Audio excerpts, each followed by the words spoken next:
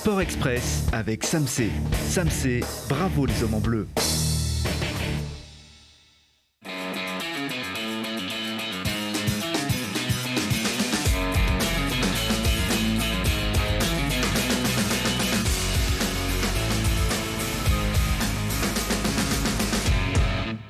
Bienvenue à tous, merci de votre fidélité auprès de ceux qui font palpiter le territoire au fil de leurs exploits. Et grande victoire, il n'en a manqué qu'une au FCG pour couronner l'une des plus belles saisons du club. Mais les rugbymen grenoblois ont gagné le respect de l'Ovalie et le cœur du public, à défaut d'avoir pu remporter le match d'accession en top 14. Résumé ici, c'était samedi soir. La liesse des supporters de l'USAP sonne le glas des espoirs du FCG. Perpignan s'impose au Stade des Alpes et prive Grenoble de top 14. Une déception aussi immense que la joie de l'adversaire est intense. Et ce n'est pas une surprise. On a forcément des regrets parce qu'on est compétiteur, mais il n'y a pas d'injustice. La logique a été respectée. La logique d'un access match où le deuxième de Pro D2 reçoit l'avant-dernier de top 14. Le vainqueur gagne sa place dans l'élite et l'avantage n'a pas tardé à se manifester du côté des 100 et or. Ils marqueront 4 essais au total, indéniablement plus forts ce soir-là. Ils ont évolué toute la saison en top 14, nous on a évolué toute la saison en Pro D2, donc il nous a manqué ça, de l'expérience, de la consistance, de la précision. On a été beaucoup moins efficace que sur la zone de marque. Là, sur ces deux matchs, on a rencontré deux gros packs et on a été un peu plus en difficulté. On n'a pas trop trouvé les solutions. Donc, c'est la base du rugby, je pense, quand on veut gagner un match, des matchs de très haut niveau comme ça. Pourtant, Grenoble y a cru. Le panache de ses jeunes joueurs, l'aplomb de ses cadres et la clameur du public ont placé le curseur du côté des Rouges et Bleus en première mi-temps. Ils menaient de 4 points à la pause. À la mi-temps, je peux vous assurer qu'on n'en menait pas large. Grenoble a fait une prestation de haute volée ce soir. Je peux vous assurer que ça aurait pu basculer aussi pour eux. Donc, félicitations à eux, félicitations à leur saison.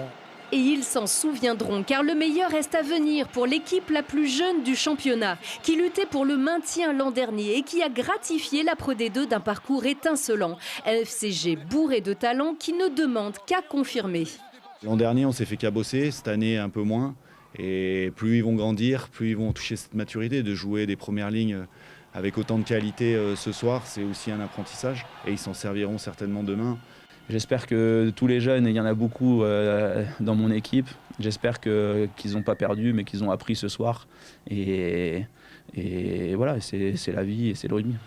Et c'est le rugby des Alpes qui emballe de nouveau son peuple après la traversée du désert. La victoire de la reconquête d'un public qui ne les lâchera plus, c'est l'une des plus précieuses de la saison. Steve Blanc-Mapaz, merci d'être avec nous. Bonjour. Bienvenue. Alors, vous êtes le capitaine de cette équipe. Vous étiez très déçu devant les journalistes samedi soir. Est-ce que depuis, vous avez pu digérer ? Oui, c'est redescendu un petit peu ce week-end. Voilà, on a passé un peu de temps ensemble avec les joueurs après le match, hier aussi. Donc, la frustration commence tout doucement à s'apaiser, on va dire.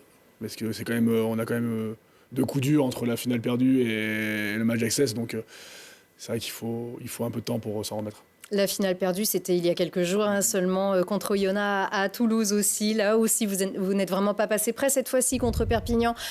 C'était une deuxième chance de pouvoir monter en top 14 avec un défi très relevé, on vient de le dire. La différence était vraiment palpable sur le terrain où il y avait vraiment la clé. Non, je pense qu'on avait les armes pour rivaliser face à cette équipe. Nous, on n'a pas spécialement senti de différence. Alors peut-être sur le milieu ou fin de deuxième mi-temps, quand on était vraiment en difficulté sur les phases statiques, la mêlée et les ballons portés. C'est là où on a commencé à un peu être en difficulté, je trouve, et c'est peut-être là où s'est senti un peu la différence. Mais honnêtement, sur l'ensemble du match... Drop magnifique ici, en l'occurrence. Sur l'ensemble du match, je trouve qu'on a plus que rivalisé. Oui, et alors comme le disait Lucas Dupont dans ce reportage, Perpignan a joué toute la saison contre des équipes de top 14. Vous n'avez joué que contre des équipes de Pro D2 avec des niveaux quand même très différents selon tout l'ensemble de ce championnat. Et puis beaucoup de joueurs aussi du côté de Perpignan ont connu la Pro D2. Donc c'était vraiment une équipe qui connaît ce championnat et qui a l'expérience et a été tirée vers le haut dans le top 14 aussi. C'est à ça que ça se joue?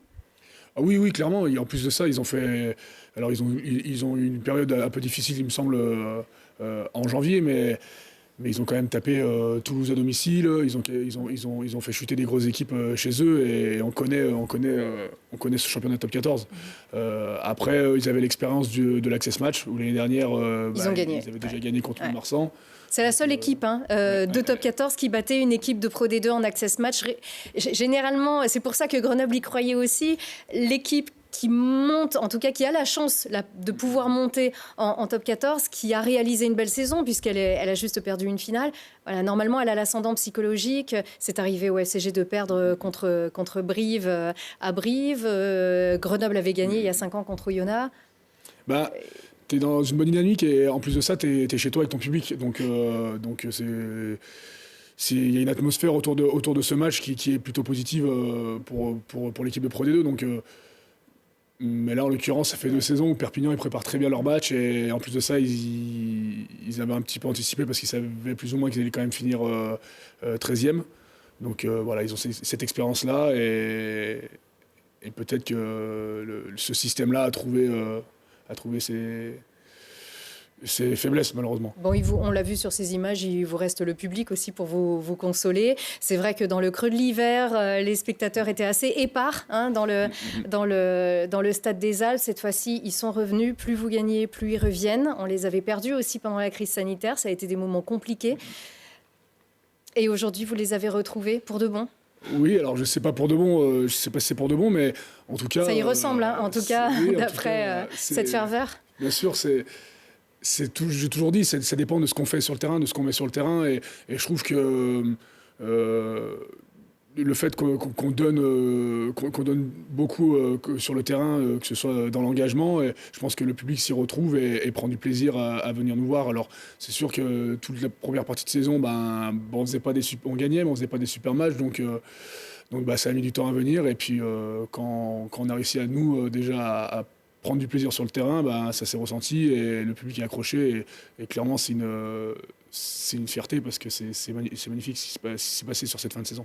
Oui, et aussi sur toute cette saison d'ailleurs, ce que vous avez fait avec ce que vous avez construit avec ces joueurs qui sont jeunes, on le disait, le collectif le plus jeune avec la moyenne d'âge la plus basse de Pro D2, avec des cadres aussi expérimentés, cadres entre guillemets, ça ne veut pas dire vieux, on sait que vous avez 33 ans, vous êtes encore un très jeune capitaine, mais vraiment on a vraiment retrouvé un vrai élan, on a retrouvé beaucoup d'enthousiasme aussi, c'est une équipe qui est en construction, on le rappelle.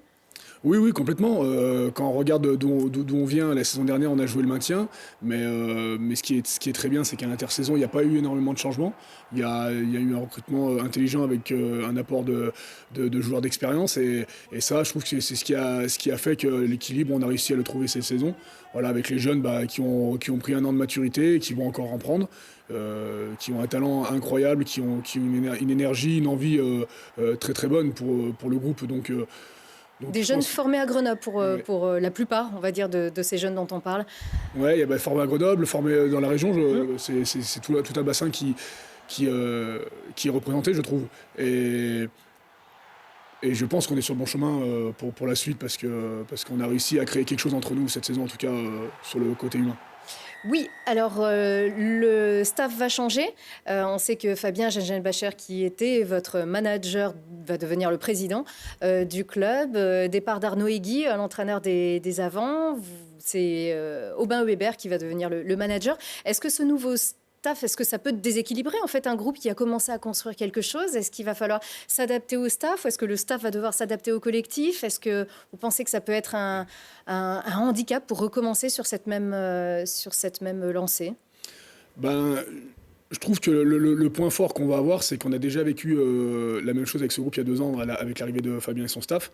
Et il va falloir s'en servir. Ça, je pense que c'est très important parce que parce que on sait très bien que les débuts de saison sont très importants. Quand on loupe le coche en début de saison, c'est dur d'accrocher le bon wagon. En tout cas, ce qui est plutôt bien, c'est qu'il y a une belle ossature, il y a beaucoup de joueurs qui restent, il y a tout ce noyau dur qui a progressé, qui a vécu des moments forts cette saison.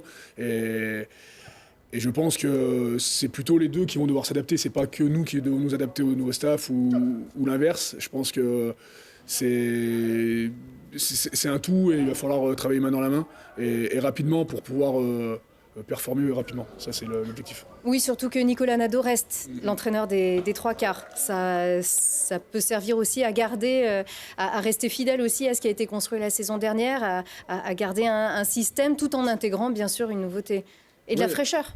Oui, bien sûr. Ce qui est bien, c'est que Nicolas, il a fait partie de cette aventure depuis 2 ans, comme je dis, avec ce groupe. Donc voilà, on a toute cette expérience entre nous. Il y a Fabien aussi qui reste pas très loin, qui sera toujours dans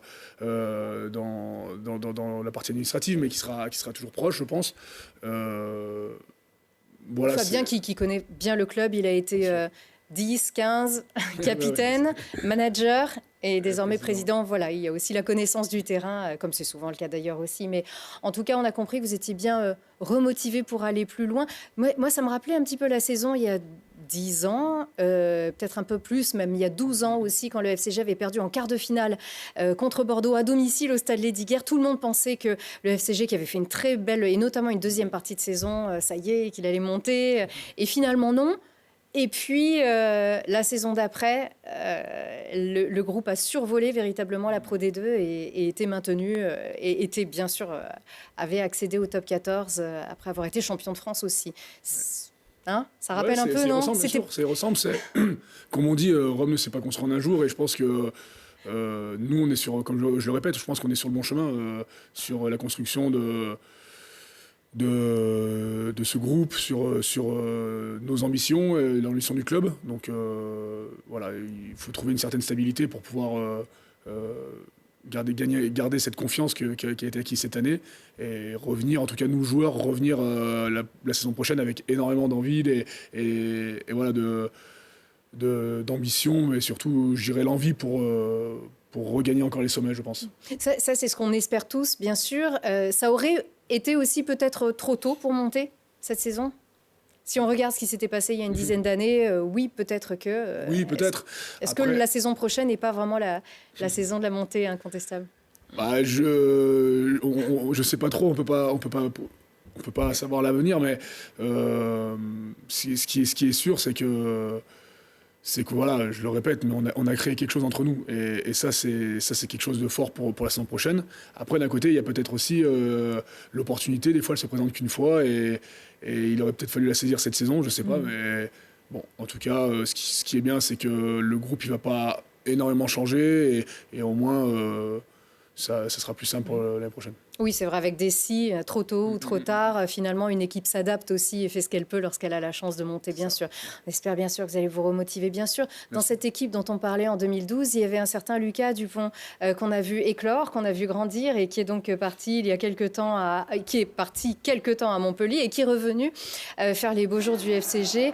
La dernière saison, dernier match pour cet ailier qui a marqué l'histoire du club avec d'abord sa pointe de vitesse vers l'embut et puis son panache, sa fougue et son caractère aussi. Et nous, comme on l'aime beaucoup, on était émus. Alors lui, pas tant, hein, ça y est, c'était fait déjà dans sa tête, on l'écoute. C'est sans langue de bois, et c'est ce que je répète depuis Vannes. Moi, j'ai soldé ça contre Vannes, c'était un moment extraordinaire, un match à pression, il y avait déjà 16 500 personnes. Beaucoup de choses avaient été faites pour moi la semaine avant, pendant le match, après le match. Et encore une fois, j'en profite, en plus, il y a de plus en plus de monde dans cette salle. Et donc, merci à mes coéquipiers, le staff, ma femme, mon grand frère, ma famille, mes parents, tout le monde. Tous ceux qui m'ont donné quelque chose cette semaine-là et cette soirée-là. Donc moi, j'avais soldé ça et après, je suis redevenu un joueur lambda et je me suis fondu dans le collectif. Le rugby, c'est un sport collectif et que ce soit contre Mont-de-Marsan, contre Ruyo ou ce soir contre Perpignan, j'en ai pas fait une affaire personnelle. Et au contraire, je voulais plus que jamais rester dans le collectif. C'est ça que j'aime dans le rugby. Et voilà. Là, Lucas formé à Grenoble, à Échirolles aussi. On tourne une page avec lui, on la tournera prochainement ici sur ce plateau. Une page qui se tourne. Ouais, bah, c'est clair, ça fait bizarre. Moi, quand j'étais à Chambéry, c'est un joueur que je regardais parce que je venais voir les matchs à Grenoble. Aujourd'hui, j'ai évolué plusieurs saisons avec lui et c'est sûr, ça fait toujours un pincement au cœur quand il y a des joueurs comme ça qui font quasiment... Enfin, alors, il est parti que 2 saisons, mais voilà, il a marqué l'histoire du club par son engagement, par son énergie, par sa volonté de réussir et d'aller toujours de l'avant. En tout cas, moi, je le remercie pour tout ce qu'il a fait déjà, mais surtout pour les échanges que j'ai eu avec lui, parce que je pense qu'il a été important pour moi, en tout cas, de l'avoir à mes côtés quand j'ai été capitaine, parce que c'est un leader naturel, c'est un vaillant, il lâche rien, et j'espère que Grenoble sortira encore des ailiers comme ça, parce que c'est important. Bien sûr, bien sûr. Pour vous, la reprise, c'est le 3 juillet, vous avez 4 semaines de vacances. Elles vont faire du bien dans la tête, ça c'est sûr, mais vous avez hâte de reprendre aussi, j'imagine ? Alors, à l'heure d'aujourd'hui, je dirais que pour l'instant, c'est le repos. Voilà, c'est souffler, c'est régénérer le corps aussi, parce que... c'est éprouvant. C'est éprouvant, et la saison, on était au bout du bout, donc vraiment, ça a été très long. Et oui, après, au fur et à mesure des vacances, il y a l'excitation qui va revenir, l'envie de découvrir ce nouveau staff, les nouveaux joueurs qui vont nous rejoindre, de créer une nouvelle dynamique et repartir de plus belle sur un championnat qui est, je le répète, qui est très long, mais qui est très excitant. Quand on vit des moments comme ça, on n'a qu'une envie, c'est d'en revivre et c'est aussi pour ça qu'il faut aussi se servir des vacances pour évacuer, bien souffler correctement, mais pour revenir pleine bourre. Nous aussi, on a hâte de revenir au stade, bien sûr, et de vous revoir gagner des matchs comme ceux-là, qui étaient quand même vraiment avec beaucoup de dramaturgie. C'était un vrai plaisir. Merci beaucoup, Steve. Vous aimez le foot et le GF38 en particulier ? J'aime bien, oui. Ouais, vous connaissez un peu, ils vous soutiennent, ils viennent vous voir, vous venez les voir. C'est ça. Voilà, ils nous ont confié ça il y a quelques temps. Le GF38 a perdu son dernier match à domicile. Et le Grenoblois s'incline donc 0-2 face à Guingamp, alors il y a eu un pénalty raté pour les Grenoblois. Et puis un dernier but marqué contre son compte par Brice Maubleu, le gardien, qui a été magnifique cette année et qui vient de se réengager jusqu'en 2026. Une super nouvelle. Le GF38 termine à la 10e place de Ligue 2 après un long séjour dans les 5 premiers. Donc c'était une belle saison avec notamment un quart de finale de Coupe de France face à l'Olympique Lyonnais. Et puis c'est en direct sur notre antenne. L'Iséroise Evita Music a remporté la Alpes-Grésivaudan Classique ce dimanche avec 45 secondes d'avance sur sa poursuivante au terme d'une très belle course de 127 km entre Le Versou et Crolles. Avec son beau maillot de championne de France, Evita Music, donc l'Iséroise a remporté sa première victoire en 2023. Et dimanche prochain, alors c'est le peloton masculin qui va tenter de prendre la Bastille pour finir en beauté le Critérium du Dauphiné avec une étape mythique de la montée de la Bastille où sera sacré le vainqueur de cette édition. Du très beau monde aussi est attendu pour la grande fête du sport de l'ASPTT Grenoble. Ce mercredi, tous les athlètes du club vous attendent de 13h à 20h pour inaugurer le nouveau stade de Montbonneau et avec un meeting de la perche avec les frères Collet, Thibaut et Mathieu. Et pour applaudir le patineur Kevin Emos, 4e aux mondiaux, il faut prendre son billet pour la patinoire Pôle Sud ce vendredi avec le gala de clôture de la saison du Grenoble Isère Métropole Patinage.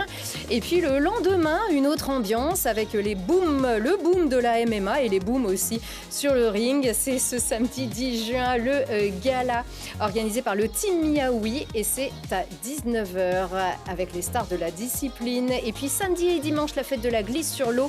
C'est pour découvrir le windsurf, le kitesurf et le wingsurf, mais avec un foil. Donc c'est la foilie du lac. C'est ça le foil, c'est ce petit aileron qui part du bas et qui permet de glisser beaucoup plus haut et beaucoup plus de manière beaucoup plus fluide, on va dire, et plus vite. C'est sur la base nautique de Tréfort. Un windsurfer, non ?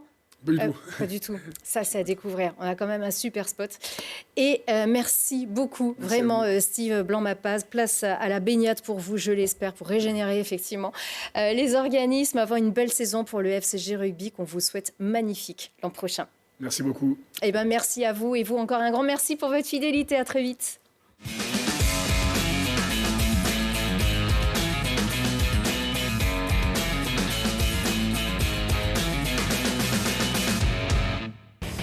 Sport Express avec Samsé.